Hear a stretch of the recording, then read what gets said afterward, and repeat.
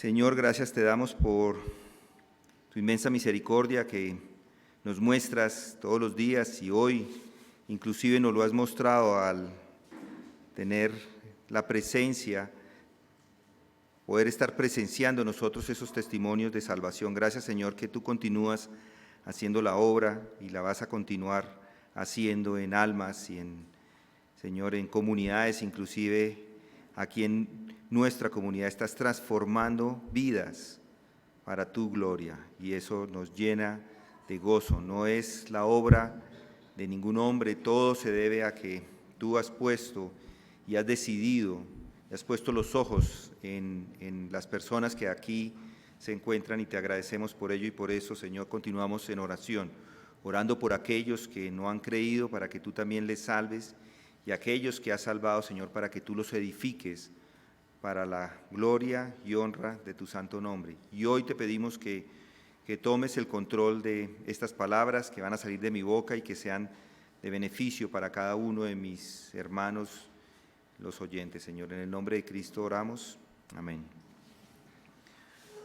Continuamos con el libro de Hechos. Si tiene sus Biblias, estamos en Hechos 2. Y quisiera comenzar haciendo una pregunta. ¿Qué es la felicidad? Según la revista Psychology Today, una revista reconocida en ese sentido, felicidad es un estado electrizante y elusivo, así lo dicen ellos. Ellos dicen que los filósofos, teólogos, psicólogos e incluso economistas han tratado de definir la felicidad durante años. Y desde la década de los 90, una rama de la psicología que se llama la psicología positiva se ha dedicado a describirla. Dicen que es más que simplemente un estado de ánimo positivo. Ellos dicen que la felicidad es un estado de bienestar que abarca vivir una buena vida con un sentido y profunda satisfacción.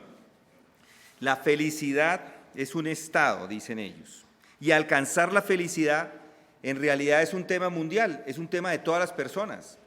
Me encontré con que hay unos países más felices que otros. En el 2022 les pusieron un rango. Finlandia es el país las personas están más contentas, luego Dinamarca, Islandia, Israel, Países Bajos, Suecia, Noruega, Suiza, Luxemburgo, Nueva Zelanda, luego sigue Inglaterra, después más adelante un poquito está Canadá. Es decir, estos son el grupo de los países más felices.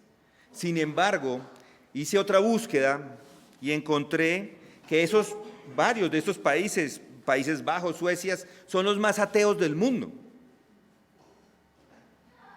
Suecia, Inglaterra y otros. Al parecer, según este análisis, la felicidad es directamente proporcional a no creer.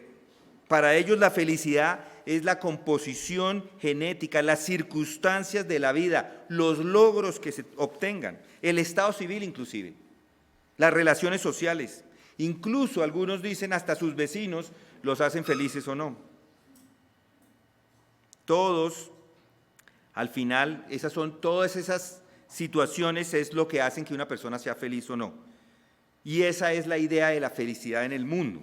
Ellos creen que la felicidad se logrará una vez que alcancen una meta, ya sea una meta material o una meta espiritual inclusive, un nuevo cargo, una nueva casa, tener un esposo o ser más paciente, eso es felicidad, o ser más amable. Inclusive piensan que serán más felices cuando sean ricos y famosos. Seré feliz cuando esté casado con la persona adecuada, algunos piensan. Conseguir el trabajo de mis sueños es lo que me hará feliz. Y con esto quiero mostrarles que esto de la felicidad definida por el mundo está mal entendida. Pero lo que es cierto es que todos queremos ser felices de una o de otra forma. No está mal ser feliz. No, el problema está en que se busque la felicidad en el lugar equivocado. Y al leer los textos que tenemos aquí del libro de Hechos, vemos que los primeros cristianos ya habían encontrado la felicidad. Al ver ellos la verdad, al creer esa verdad, se alejan del mundo, se unen a la iglesia, y ya hemos considerado aspectos de la vida de la iglesia primitiva, y ahora quiero mostrarles una característica adicional, y es la felicidad, la alegría. Leamos el texto. Es Hechos 2, versículo 46. Día tras día continuaban unánimes en el templo y partiendo el pan en los hogares. Comían juntos con alegría y sencillez de corazón, alabando a Dios y hallando favor con todo el pueblo, y el Señor añadía cada día al número de ellos los que iban de ser salvos. Esta es la imagen de la iglesia primitiva. Y esta imagen nos ayuda a tener una visión correcta de lo que es la iglesia hoy, lo que debe ser la iglesia hoy.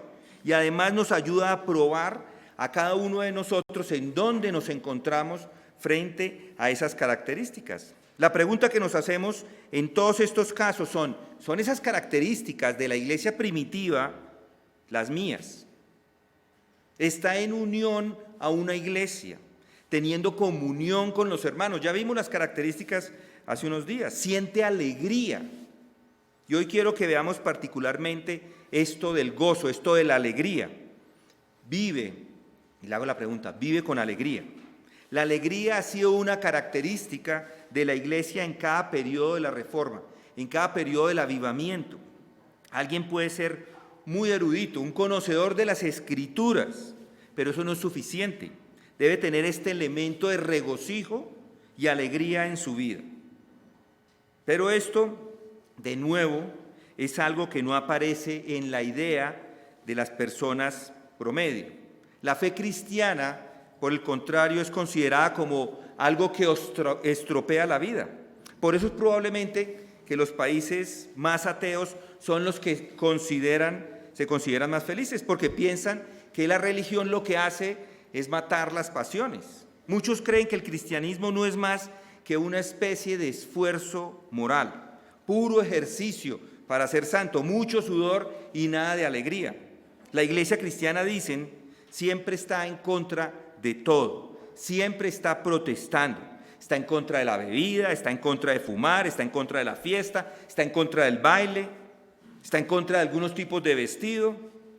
Esos de la iglesia son unos puritanos, ¿sí o no? Así los llaman.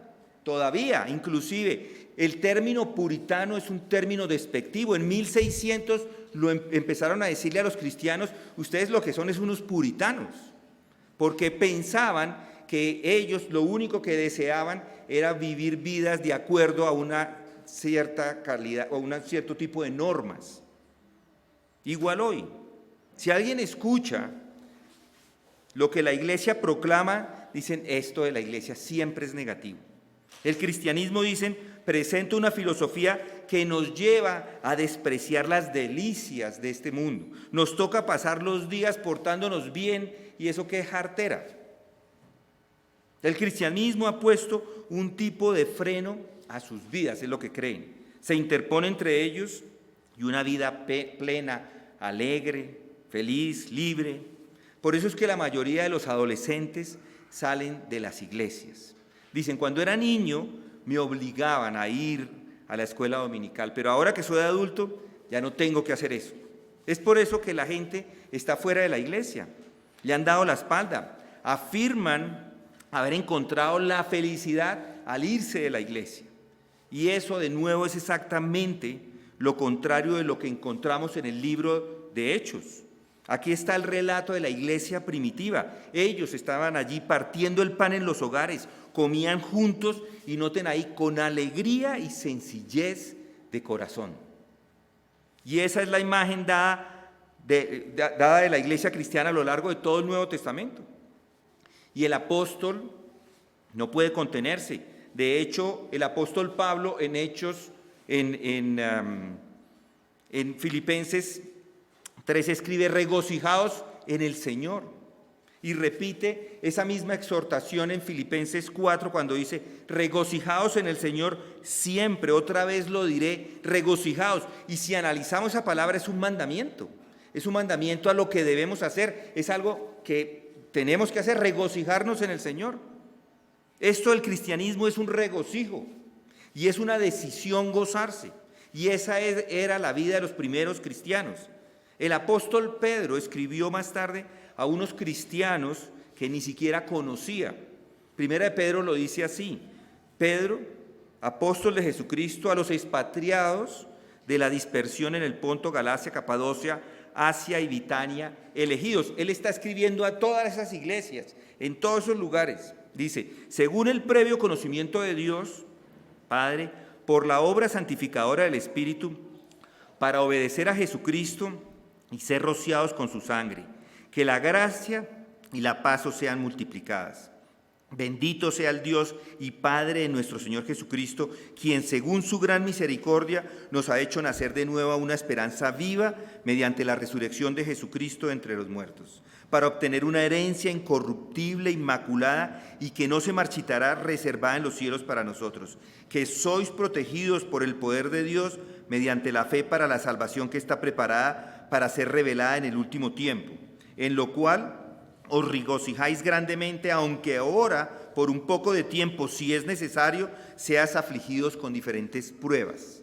Y luego más adelante dice: a quien sin haberle visto le amáis, y a quien ahora no veis, pero creéis en él, y os regocijáis grandemente con gozo inefable y lleno de gloria. Esta es la imagen auténtica de una verdadera iglesia cristiana. Produce gozo. Saber la verdad produce gozo. Y esas son las características de la iglesia durante todos los tiempos, desde la Reforma, desde ese momento, desde el avivamiento. Esa ha sido la característica de la iglesia, una iglesia gozosa. Y les digo que no hay nada más en el mundo que realmente pueda hacernos felices y darnos alegría que es este mensaje cristiano. Usted puede tratar de buscar la felicidad por todos los medios, pero nunca logrará lo que el mensaje del Evangelio puede lograr en sus vidas. Puede que usted no lo crea en este momento, que esté pensando de pronto que está viviendo una vida muy sufrida y que no puede tener una vida feliz. Pero recuerde que Pedro escribe a personas que son perseguidas. Estas palabras de Pedro se las está escribiendo a una iglesia perseguida. Ellos se están escondiendo y les está diciendo: regocíjense en la verdad. Inclusive iban a ser martirizadas y les está pidiendo que se gocen. Es por eso que es importante entender este concepto de la alegría, de tal forma que pueda gozarse verdaderamente mientras vive en este mundo. En la medida que entendamos qué es la alegría, entendamos qué es el gozo, nos podemos gozar en él. Veamos entonces un poco la naturaleza de la alegría. Y para definir la naturaleza de la alegría debemos ser cuidadosos en el lenguaje que vayamos a utilizar, porque el mundo usa palabras parecidas que significan cosas diferentes. El mundo, por ejemplo, habla del amor, pero no sabe nada al respecto. Tengo un libro que me hicieron leer en una clase cuando estudié administración y es pura psicología. Y todas las afirmaciones que da son erróneas. De hecho, muy a menudo al amor se le llama, a lo que se le llama amor, en realidad es lujuria. Solo basta ver cuando hoy, o a las homosexuales o a las lesbianas, cuando ellos hablan del amor, eso no es más que lujuria. En realidad no han abierto sus ojos al amor, son completamente ignorantes. Y todos estos términos que son gloriosos, como el amor, son degradados y abusados por el mundo. De la misma forma, hay que tener cuidado cuando hablamos de gozo y de alegría. El mundo piensa que es un experto en el tema. ¿No es así? Piensen, por ejemplo, la industria del entretenimiento. Ellos son unos expertos porque la industria del entretenimiento es la más grande en este momento de toda la historia de la humanidad. Es tan exitosa que venden alegría y gozo que no es alegría ni es gozo. Solo basta ver las películas, los comerciales. Es tan exitoso que venden la mentira como gozo, venden la venganza como gozo, como entretenimiento. Yo me voy a ver una película que allá están, si usted la ve es pura venganza. Rambo, cualquiera, la que vaya, escoja. Rambo es como el año como 50. Pero cualquiera, ese tipo de películas son solamente pecaminosas en realidad, porque lo único que muestran es el pecado del hombre. Y eso, la gente dice, eso es entretenimiento, va a pasarla bien viendo una película.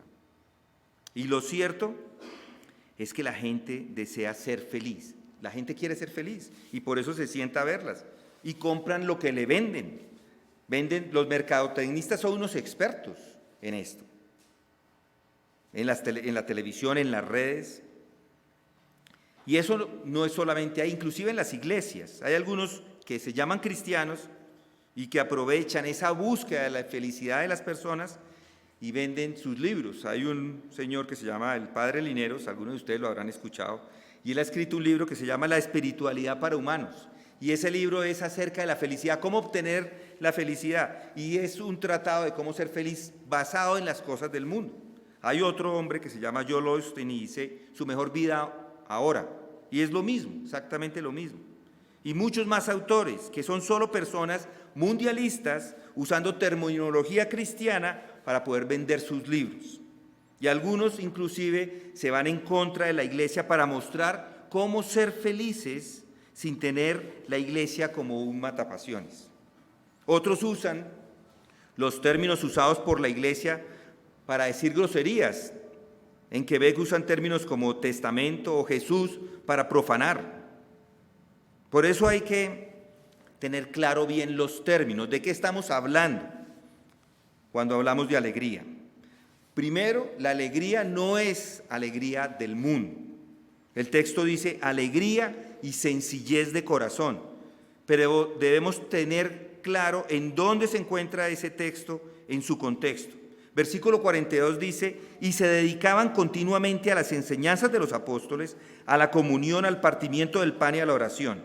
Sobrevino temor en toda persona y muchos prodigios y señales eran hechas por los apóstoles. Así que hay que definir el gozo y la alegría. Para poderlo definir debemos recordar este otro elemento que está aquí presente, el temor en el versículo 43. El temor de Dios. El Espíritu Santo ha descendido en ese momento.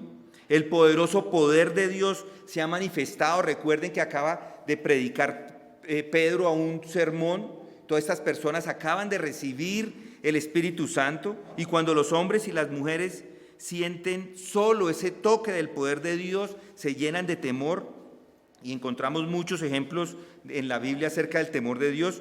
Una vez el apóstol Pedro y algunos de los otros discípulos estaban pescando toda la noche sin pescar nada y a la mañana siguiente el Señor les dice, sal a la parte más profunda y echar vuestras redes para pescar. Eso lo dice en Lucas 5:4. Y lo hacen e inmediatamente capturan tantos peces que la red se les rompe. ¿Recuerda lo que pasa entonces? Pedro se postra ante Jesús y le dijo, al ver esto, Simón Pedro cayó a los pies de Jesús diciendo, apártate de mí, Señor, pues soy hombre pecador. Eso es temor, ahí está demostrando ese temor. Nuestro Señor no le había dicho una sola palabra a Pedro, no lo había reprendido, él no lo había condenado por su actitud y vida pecaminosa. Todo lo que había hecho era hacer un milagro. Él había manifestado ese poder divino y es lo mismo hoy. Cuando entiende el poder de Dios, cuando siente asombro ante un Dios santo, está alarmado y asustado, se siente pequeño. ¿No es cierto? Esto es algo que es poco conocido en la actualidad, la presencia de la majestad de Dios. Qué cosa tan tremenda es este poder de Dios, el nacimiento de un niño, la muerte de un alma, el entender que Dios es el creador, el hacedor de todo. Y cuando llega la muerte, es Dios también actuando. ¿No ha sentido el asombro y la presencia del poder de Dios en un funeral? ¿Ha ido a un funeral? Si ha ido a un funeral, usted lo sabe. Esto es porque es lo mismo que sintió esta gente en Jerusalén. Después de la venida de Dios, de la venida del Espíritu Santo, el Espíritu Santo ha descendido. Estos discípulos están llenos de poder. El poder de Dios sobrevino. De todas formas, temor a toda persona y muchos prodigios y señales eran hechos por los apóstoles. Sí, pero ese miedo es incomparable con la alegría. Es aquí donde tenemos el secreto de nuestra definición de estas palabras en un sentido cristiano, y es muy diferente a la alegría de la que habla el mundo. La llamada alegría del mundo es artificial, es sintética, no es cierta, y ese es el problema con la alegría. Y gracias a Dios por abrir nuestros ojos para ver a través de él. ¿De qué depende el gozo? ¿De qué depende la alegría del mundo? Bueno, siempre depende de alguna fantasía. Eso es lo que hacen al final los comerciales, vender fantasías. Es artificial, es un artefacto. El mundo no puede encontrar alegría sin esas cosas que le están ofreciendo.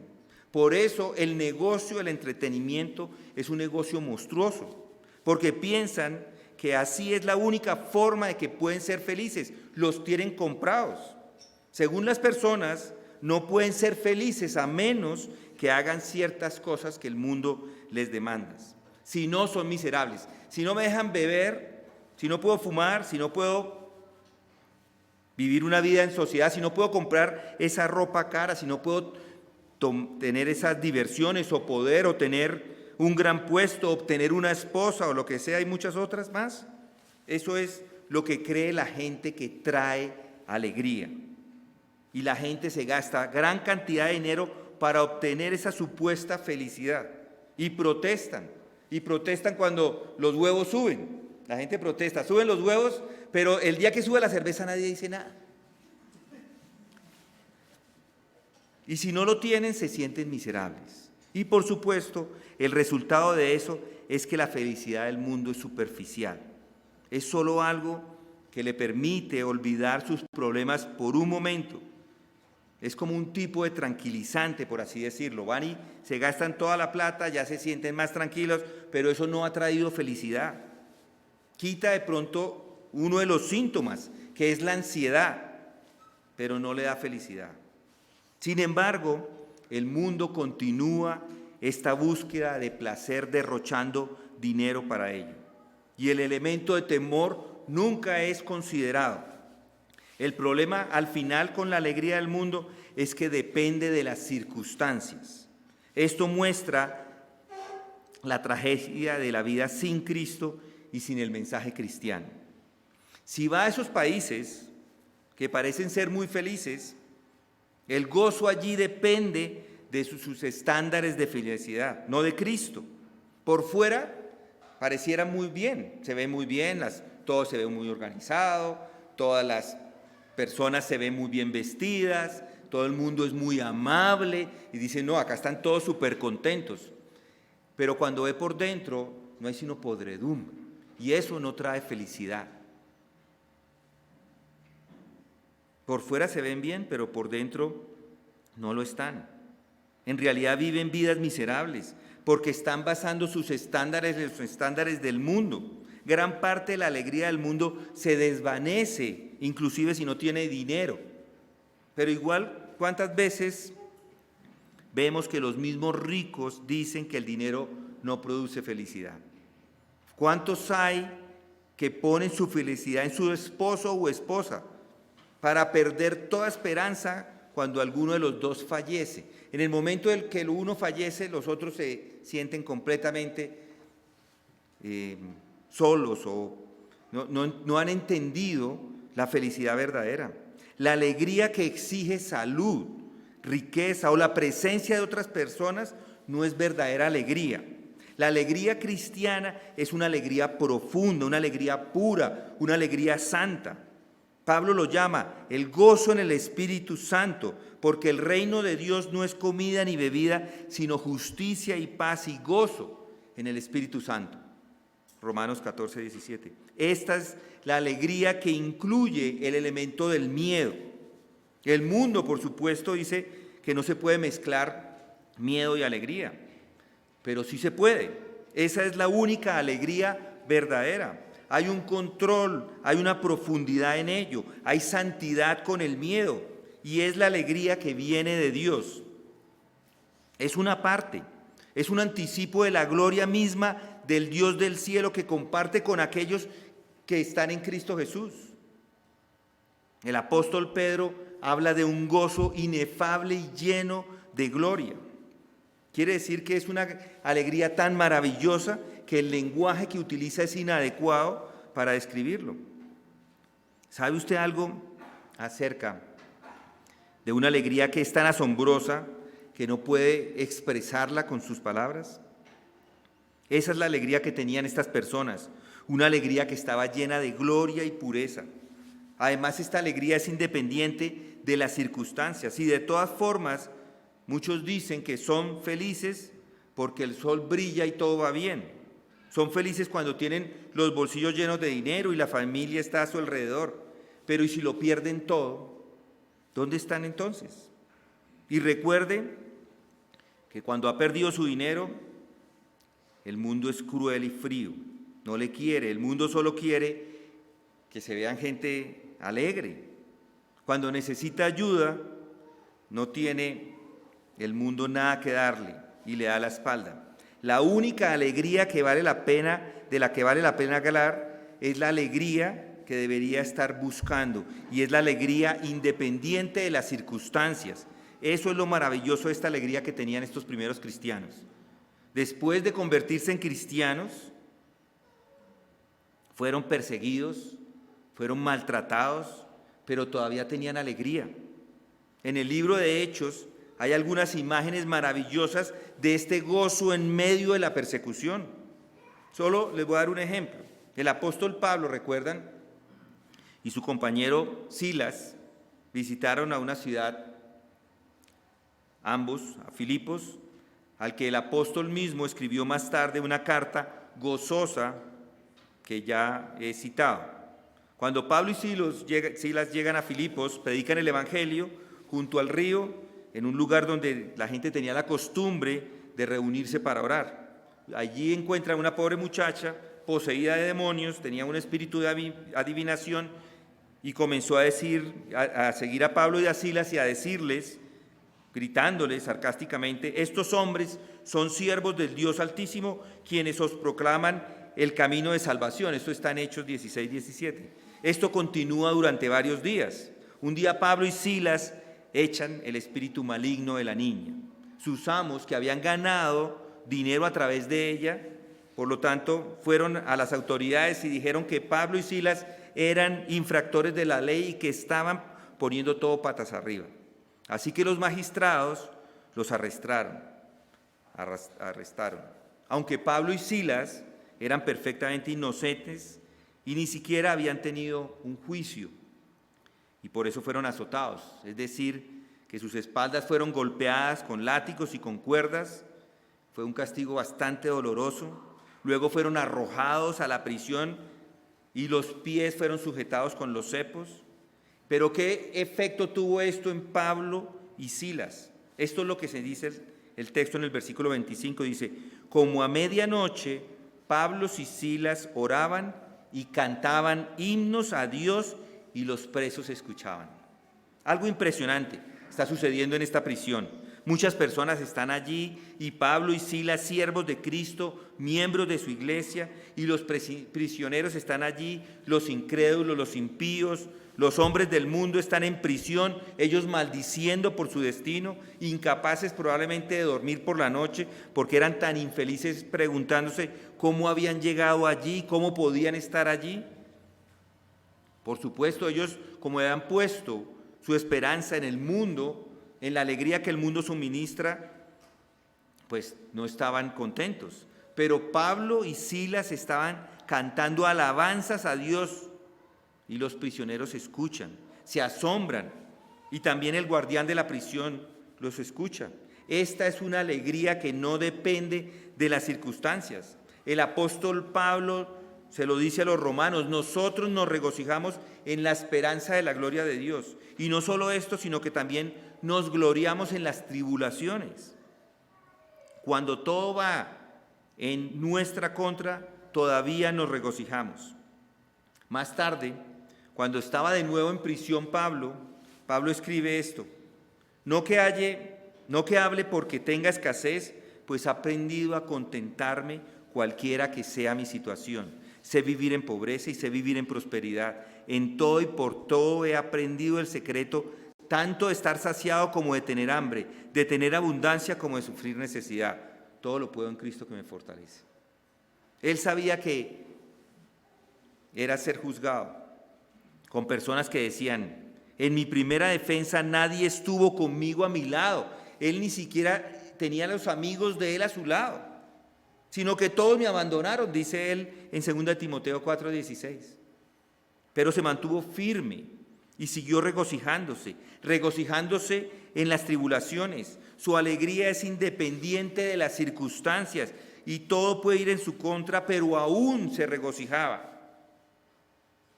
Ahora bien, solo eso es la verdadera alegría. Eventualmente todos estaremos en una posición en que la mayoría de las cosas de las que confiamos de este mundo nos van a ser arrebatadas. Salud probablemente, de pronto el dinero, la posición, el poder, la destreza, inclusive la mente.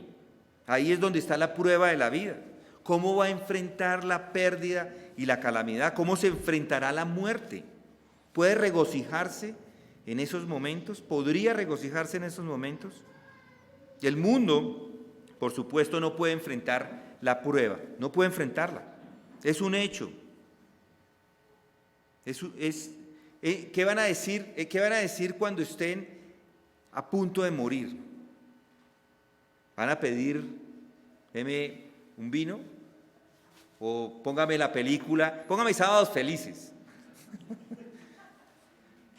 No, cuando está afligido y sufriendo, no recurre a cosas así, ¿cierto? Por supuesto que no. ¿Y sus compañeros más cercanos dónde están? No aparecen.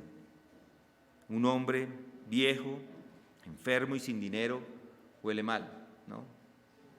Nadie se le acerca. Es algo terrible cuando un alma se queda sola. Pero igual podría regocijarse en ese momento. Aquí está la prueba.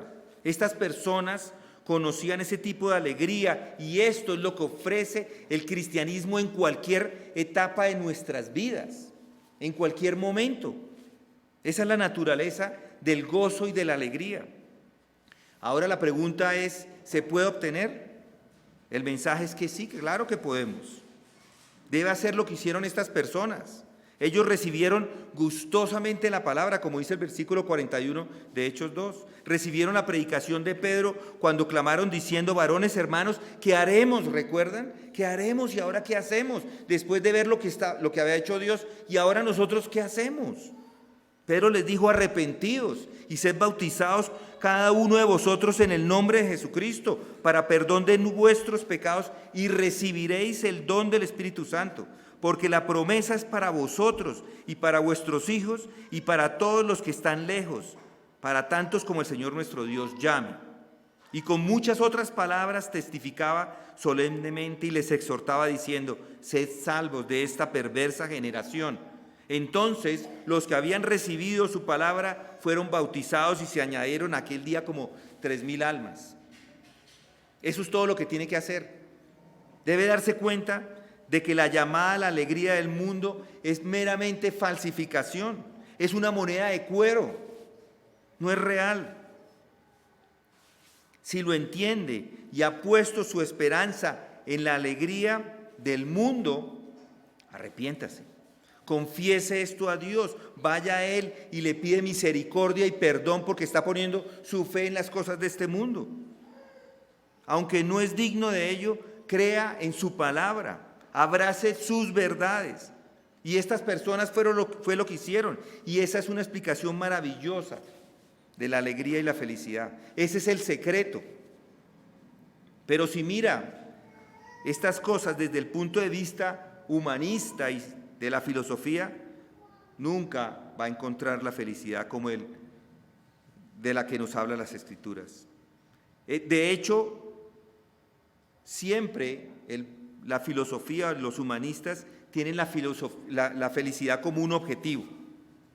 Nuestro Señor lo expresa en una frase memorable: bienaventurados los que tienen hambre y sed, no de felicidad, sino de justicia, porque ellos serán saciados. ¿Por qué entonces estas 3,000 personas estaban así gozosas y con alegría? Fue porque ellos habían escuchado el sermón de Pedro y lo habían creído. Fue porque ellos temían en ese momento a nuestro Señor, un temor reverencial. Habían entendido que ellos estaban abajo y que el Señor era todo sobre este mundo. Fue porque día tras día estaban escuchando las enseñanzas de los apóstoles. Habían conocido la comunión, habían conocido el partimiento del pan, habían conocido la oración. Y esta es la experiencia de todo cristiano. Los cristianos se alegran y se regocijan por la liberación que han recibido de lo que una vez fueron. Ellos han sido liberados de una terrible ignorancia acerca de quién es Dios. Han sido liberados de la ignorancia de saber quiénes son ellos mismos. Y aún más vital, los cristianos han sido liberados del peligro. Ahora han descubierto que son liberados de la condenación eterna. Hay un peligro y es la muerte eterna. Y han sido liberados de eso. Y cualquiera que sepa algo de esto es feliz. Tal persona es como un hombre que ha estado sufriendo una enfermedad incurable, ha visto todos los médicos, pero sigue de mal en peor y está en el punto de desesperación. De repente, lee en un periódico una mañana que se ha inventado un medicamento que puede curar su enfermedad y lo obtiene y se cura. ¿Se regocija? Pues claro que se regocija. Los cristianos son como aquel hombre que se ahoga en el océano. Él se ahoga, ya ha perdido ha hecho todo el esfuerzo por mantenerse a flote, pero ha llegado a su fin y se abandona a la desesperanza, pero de repente una mano lo saca, lo agarra y lo saca. ¿Se imagina el sentimiento de este hombre cuando está acostado en un bote, en el bote que lo rescató? Multiplique eso por el infinito y esa es la alegría y el gozo de una persona que se convierte al cristianismo. ¿Y qué piensan del futuro? El futuro, este es el problema de la raza humana. Puede ser feliz en un momento, pero nunca se sabe qué va a pasar mañana, ¿cierto? Siempre hay una mosca en el ungüento, ¿no es así? En todas partes hay un espíritu de miedo. ¿Qué pasa si viene una catástrofe? ¿Qué pasa si el gobierno hace lo que hace? ¿Cuántas personas se fueron de este país cuando subió el presidente? ¿Cuántas personas sacaron el dinero de puro miedo para llevarlo a otro lado porque tenían miedo? ¿Qué pasa si todo lo que ha acumulado durante su vida se va con el viento? ¿Qué pasa si todos los castillos se estrellan contra el suelo? ¿Qué tengo entonces? ¿Dónde estoy? ¿Ya no hay descanso ni paz en ese momento? Pero él dice, nunca te dejaré ni nunca te desampararé. Desampararé. Hebreos 13:5. Nunca, dice él. Así que están listos para enfrentar esto como un reto en sus vidas. Ya no dependen de la vida de este mundo, sino de la vida de Dios en cada uno de nosotros. Y la muerte va a llegar, pero ya no tiene miedo, porque saben que le ha quitado su aguijón. El aguijón de la muerte es el pecado, y la fuerza del pecado es la ley. 1 Corintios 15:56. Es por eso que la gente tiene miedo a la muerte. ¿Tiene usted miedo a la muerte? ¿Tiene la terrible sensación de que el Evangelio puede ser verdadero después de todo y que después de la muerte hay un juicio? La ley de Dios condena y ese es el aguijón. Pero dice Pablo, escribiendo a los Corintios en ese gran capítulo de la resurrección, el capítulo 15, dice, oh muerte, ¿dónde está tu aguijón, oh tumba? ¿Dónde está tu victoria? El aguijón de la muerte es pecado y la fuerza del pecado es la ley. Pero gracias a Dios que nos da la victoria en medio de nuestro Señor, o por medio de nuestro Señor Jesucristo. 1 Corintios 15:55-57. Cristo ha resucitado. Él ha vencido la muerte y a la tumba, porque para mí vivir es Cristo y morir es ganancia, dice él. Tener el deseo de partir y estar con Cristo es mucho mejor, dice él. Esto es lo que llena a los hombres y mujeres de alegría y regocijo, inclusive la muerte. Si nuestra casa terrenal de este tabernáculo se disolviera, tenemos un edificio de Dios, una casa no hecha con manos, eterna en los cielos, dice 2 Corintios 5:1. ¿Qué importa con el gobierno? Que se corrompa más, ¿qué importa? Que llegue una guerra, ¿qué nos importa? Que la enfermedad y la peste se lleven a este mundo, que me muera. Hay un hombre, Martin Lloyd Jones, y decía, cuando estaba cerca a morir, le dice a las personas: vean, no vayan a orar por mí para que yo me quede bien, para que me mejore, déjenme que me muera. ¿Quién hace eso? Todo el mundo quiere, oren por mí para que me mejore, ¿cierto? Todos queremos mejorarnos. No, él está diciendo: vea, ni siquiera oren para que me mejore, que oren, no me sostengan en este mundo más. Eso es una vida transformada, porque sabemos que vamos a estar con Él. Este viejo cuerpo, este cuerpo de humillación, este cuerpo de enfermedad, este cuerpo de muerte, será transfigurado, será cambiado, será glorificado, será hecho como el cuerpo de resurrección de Cristo. Y yo, en este cuerpo glorificado, seré conducido a su bendita presencia para pasar nuestra eternidad, todos, cada uno con Él. Esto es lo que hace este evangelio. Le permite decir con el apóstol: porque estoy convencido de que ni la muerte, ni la vida, ni ángeles, ni principados, ni lo presente, ni lo porvenir, ni los poderes, ni lo alto, ni lo profundo, ni ninguna otra cosa nos podrá separar del amor de Dios que es en Cristo Jesús, Señor nuestro. Su alma está bajo cuidado. Es el Hijo de Dios y la obra que Él ha comenzado la continuará hasta el día de Cristo. Hay una gloria que nos espera que nada puede destruir. Y el maligno, él no puede tocarlos, no puede afectar a los hijos de Dios, no puede hacer nada, finalmente, a aquellos que han recibido con gusto la palabra del Evangelio. Pongan su afecto en las cosas de arriba, no en las cosas de la tierra. Esa es la alegría. Esa es la alegría para nosotros, poner nuestros esfuerzos, nuestros ojos, todo nuestro ser en el cielo y no en las cosas de este mundo. Este mundo no ofrece sino banalidad. Piensen que van a pasar sus días alabando al Dios que les ha librado del reino de las tinieblas y los ha trasladado al reino de su amado Hijo. Vamos a orar. Padre, gracias te damos por este entendimiento que tú nos das acerca de este concepto tan importante de la alegría cristiana. Señor, ayúdanos a no solamente entenderlo, sino a aplicar a cada uno de nuestras vidas en el lugar donde nos encontremos, Señor, este entendimiento, que tengamos la tranquilidad, que tengamos el entendimiento de qué es la alegría y que estemos gozosos en todo tiempo. Padre, también oramos por si en medio de nosotros hay alguno que no ha creído, hay alguno que todavía no es parte de los tuyos, que tú hagas esa obra para que se pueda regocijar con nosotros de la misma forma, y es en el nombre de Cristo que oramos. Amén.